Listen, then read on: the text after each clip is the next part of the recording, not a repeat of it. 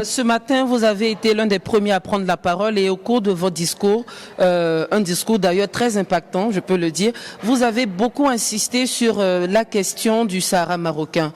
D'ailleurs, vous comptez organiser cette année le sommet annuel des lauréats africains à Dakhla. Pourquoi le choix de cette ville? Effectivement, déjà le sommet de lauréats était déjà programmé pour l'année passée, mais malheureusement pour des raisons de la Covid, on n'a pas pu le réaliser, mais un tel grand sommet mettant en œuvre en un lieu physique tous ces ambassadeurs marocains qui ont été formés dans les grandes universités marocaines pouvait ne que se faire sur un territoire qui représentait pour nous un symbolisme important. Ce symbolisme, c'est d'abord d'assumer notre responsabilité en accordant notre soutien ferme au Royaume du Maroc pour l'africanité du Sahara et la marocanité du Sahara, je vais dire également.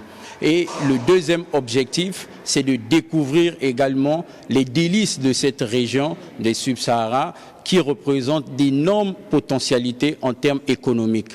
Nous, on a des lauréats qui investissent dans le domaine entrepreneurial et c'était pour nous une opportunité de les faire découvrir cette région à travers des rencontres qu'on va faire, à travers des centres régionaux d'investissement qui vont nous donner les opportunités qu'on pourra avoir sur cette terre-là. Et l'objectif également, c'est d'accompagner tous ces lauréats qui ont quitté le Maroc depuis des années pour redécouvrir les opportunités de cette région.